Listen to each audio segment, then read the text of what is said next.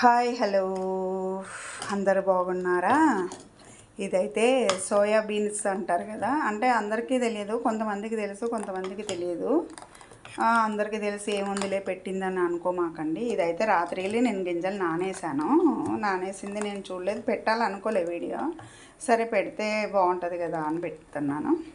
ఇక రాత్రి నానేసాను, పొద్దున్నే ఒక 4 విజిల్ 5 విజిల్ రానిచ్చాక అది పక్కన పెట్టి మంచిగా ఉల్లిపాయలు కట్ చేసుకొని ఉల్లిపాయ పచ్చిమిరకాయ అయితే వేయిస్తున్నాను, పసుపు ఉప్పు వేసి. ఇక వేయిస్తున్నా, అది ఏగిపోయినాక చక్కగా అది చూసారా దోరగా ఏగిన తర్వాత ఆ శనగలు ఉంటాయి కదా, కొంచెం నేను అల్లం వెల్లిపాయ పేస్ట్ అయితే యాడ్ చేసా. కొంచెం కాలుతూ ఉన్నాక ఇంకా అవి గింజలు అయితే వేసాను. గింజలు వేసి కొంచెం ఉడకనిస్తే బెటర్ కదా, దాని వాటర్ ఉంటుంది. వాటరు కొంచెం మనం కుక్కర్లో ఎక్కువ పెడతాం కదా, ఆ వాటర్ ఉంటుంది. చాలామంది పడేయొద్దు ఆ వాటరు, దాంట్లోనే వేయాలి. పోసేసేసి శుభ్రంగా ఉడకనిస్తే ఉడకనిచ్చినాక అన్నీ కలిస్తే కదా, ఒక టమాటా ముక్క కూడా వేయాలి.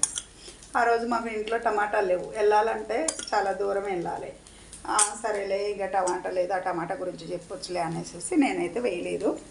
ఇంకా టమాటా వేసుకొని మంచిగా వండుకోవాలి. అగో చూసారా అలా ఉడికిపోతూ ఉంటుంది, కొత్తలాడుతూ ఉంటుంది, తెలుసు కదా, కొత్తలాడుతూ ఉంటుంది. ఆడుతూ ఉంటే అప్పుడు మనం మూత తీసేసి ఇది పప్పు ఇది స్మాష్ చేసేది ఉంటుంది కదా, దాంతో బాగా కొంచెం, ఎందుకంటే మరీ వాటర్ లేకుండా దాంతో చేసామనుకో, కొంతమంది ఏం చేస్తారంటే ఆ కొంచెం తీసి మిక్సీకి అక్కర్లేదు, అట్లా చేసేస్తే కొంచెం మెత్తగా అవుతుంది, బాగుంటుంది.